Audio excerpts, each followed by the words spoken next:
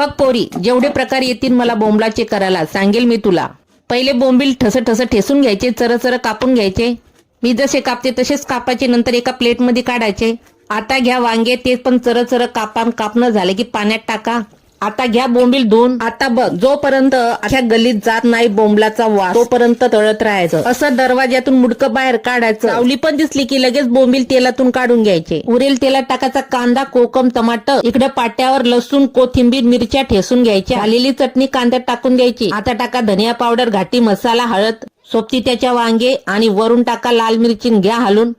आता पुन्हा त्याच्या सोबती बोंबील आणि मस्त झाकण ठेवा आणि 5 मिनिटं तरी हे वाफेवर होऊ द्या.